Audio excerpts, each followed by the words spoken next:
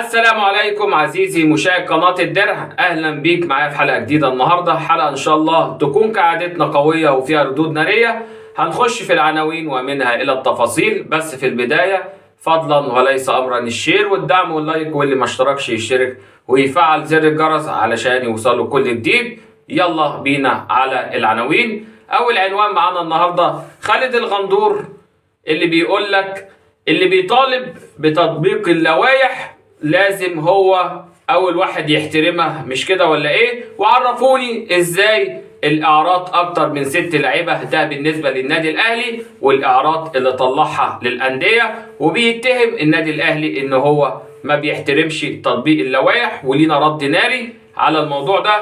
وبرضه حاجة مكملة للنقطة دي مع الأستاذ شادي عيسى الإعلامي الزملكاوي اللي قال لك الأهلي والتحايل على القانون برضه في الصفقات، نفس السكريبت محطوط في قناة الزمالك، فده سيناريو متوزع عليهم. ولما هنيجي نرد عليهم هنرد عليهم جملة واحدة علشان ما نعيدش الكلام تاني.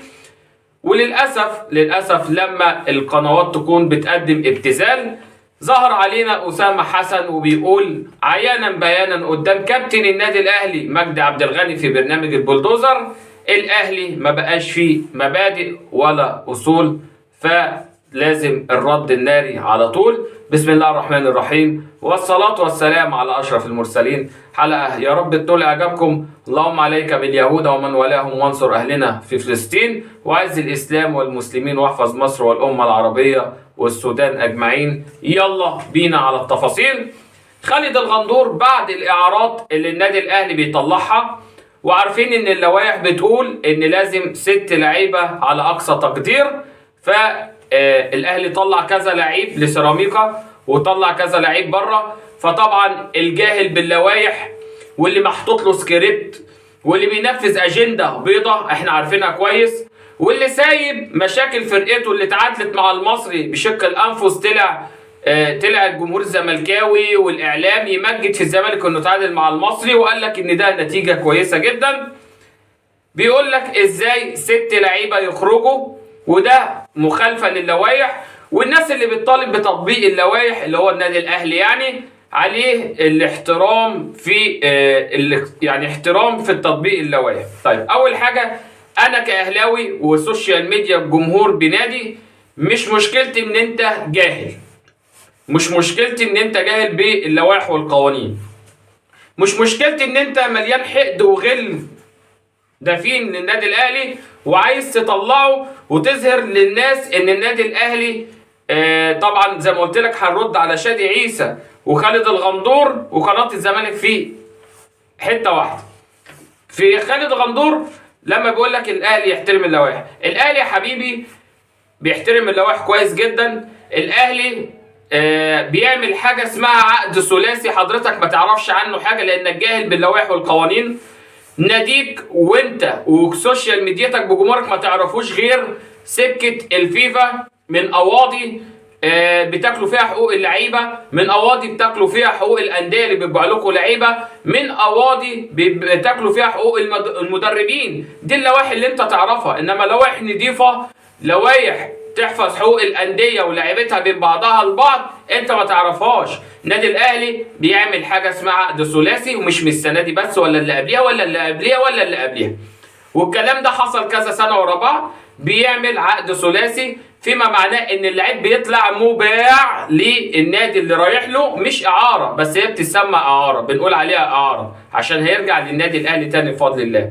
بيعمل عقد اسمه عقد ثلاثي، والزمالك عملها قبل كده ايام مرتضى منصور. طبعا ايام مرتضى منصور تشد بلاستر، ما تقدرش تتكلم ليه؟ لانه ايده تقيله ولسانه اتقل، فما تقدرش تجر معاه في حاجه. انما تتكلم على مين؟ على النادي الاهلي اللي ما بيحبش يأذي حد، ولما بتوصل الامور لقواضي والكلام ده وحبس والكلام ده يتنزل للناس فتقعد تخبط فيه براحتك. الاهلي بيعمل حاجه اسمها عقد ثلاثي، يا جاهل باللوائح والقوانين. النادي الاهلي ما يعرفش يخالف لوائح زيكم. النادي الاهلي ما يعرفش يعص لعيب على ناديه زي الولد الاسمراني اللي انتوا جايبينه ويخليه يفسخ عقده جون ادوارد علشان يجي الزمالك ببلاش ويسمسروا منه. تمام. النادي الاهلي ما يعرفش شغل السمسره بتاعك لما بتقول بيحترم اللوائح، بيحترمها. ما يعرفش شغل السمسره، ما يعرفش اكل حقوق زي ما قلت لك. تمام. ما يعرفش الشبكه اللي انتوا ماشيين بيها والسكريبتات والشبهه اللي انتوا بتتكلموا فيها دي. النادي الاهلي فوق ده كله، والا كان اول واحد جاب النادي الاهلي تحت المقصله هنا ابو ريده الزملكاوي ووزير الشباب والرياضه الزملكاوي وهلم جره، كانوا عملوا كده مع النادي الاهلي. فالمدعي اللي اسمه شادي عيسى اللي بيقول لك الاهلي والتحايل على القانون. التحايل ده يا حبيبي للي ليه اساليب ملتويه، زي الحاجات اللي بتحصل في الزمالك، الناس اللي باعت ارض لا تملكها لناس لا تملك ان هي تشتري الارض ديت، الناس اللي هي خدت ارض عشان تعمل عليها مباني رياضيه ونادي وفرع للنادي، باعوا الارض لناس تانية يتعمل عليها مشاريع استثمارات وحاجات بعيد عن الكوره. ده اللي اسمه التحايل على القانون يا جابز يا سيد شادي عيسى. تمام. الاهلي يا حبيبي زي ما قلنا انزه مما تتخيل، واشرف وانقى مؤسسه رياضيه في العالم كله. شفت دي بقى خليها تحرقك. انما التحايل على القانون ده انتوا اللي تعرفوه، التحايل ده انتوا اللي بتفهموه، زي ما قلت على خالد الغندور والقواضي اللي هي على دماغكم وحقوق اللعيبه اللي بتتاكل، هي دي التحايل على القانون. وده كان رد برضه على قناه نادي الزمالك، فهو رد مجمع عشان ما نكررش الردود تاني. سكريبت شادي عيسى بيتكلم فيه، خالد الغندور على صفحته وعلى البرنامج بتاعه في المحور اللي هو المفروض برنامج حيادي، وقناه الزمالك حدث ولا حرج. فده ردي على الثلاثي المرح، ثلاثي اضواء المسرح. نخش على الاستاذ اسامه حسن اللي بيتطاول على النادي الاهلي مرارا وتكرارا وفي نفس البرنامج، وللاسف ما حدش بياخد معاه موقف. المجلس الاعلى للاعلام مش شايفه. الكابتن مجدي عبد الغني ابن النادي الاهلي سايبه يخبط طبعا عشان خاطر الخطيب والمشاكل اللي بينهم، معرفش هي مصنوعه من ايه غير من ناحيه مجدي عبد الغني. وصل بيه الامر انه بيقول لك ان الاهلي ما بقاش نادي مبادئ، ما بقاش عنده مبادئ ولا عنده اصول. المبادئ دي غصب عنك وعن اللي تشدد لك يا حبيبي. احنا نادي مبادئ، والا كان زمانك مستمر في النادي الاهلي. انما انت عشان عندنا مبادئ مشيت. تمام. النادي الاهلي يعرف يربي كويس.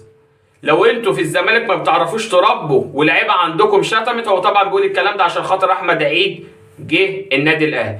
طيب لما هي المساله مساله مبادئ، يبقى انت كده ما عندكش مبادئ انت كمان. ما كان عندك امام عاشور وشتم واحمد عيد وشتم وما طلعتش عاقبتهم ولا وقفتهم ولا خصمت منهم فلوس، فاصبح ان انت اللي مدين بتربيه سيئه اصلا. يعني انت اللي ما ربيتش صح. فلو هتتكلم على مبادئ واصول هتتكلم عن الناس اللي ما عرفتش تربي صح، ما عرفتش تعاقب لما حصل الغلط. انما لما اجي اخد لعيب كان عندك وانت الحرقان ياكلك وتسلخات فكريه تجيلك علشان مش عارف تعمل تعاقدات، لتاريخ ناديك بيوهان. الجمهور امبارح طالع في الماتش بيصرخ وبيقول افتحوا لنا باب التبرعات وحسنه قليله تمنع بلاوي كتيره. هو ده يا حبيبي النادي اللي طالبه بتطبيق مبادئ وتطبيق اصول. الناس اللي هي ما بتعرفش تدي الناس حقوقها، الناس اللي مش عارفه تدير دي اللي تقول لهم كفايه كده، خلي عندكم مبادئ واصول. انما النادي الاهلي طول عمره عنده اصول ومبادئ، والا يعني زي ما قلت لحضرتك كنتش انت مشيت من النادي الاهلي. على حسب روايات طبعا الناس، مش على حسب روايتنا. فده كان رد سريع كده على الناس دي. نتمنى يكون في مزيد من الرقابه والردع، علشان كده التجاوزات بقت فجة جدا. يعني كانت حاجة دردشة سريعة كده مع حضراتكم. هشوفكم في حلقة جديدة. السلام عليكم.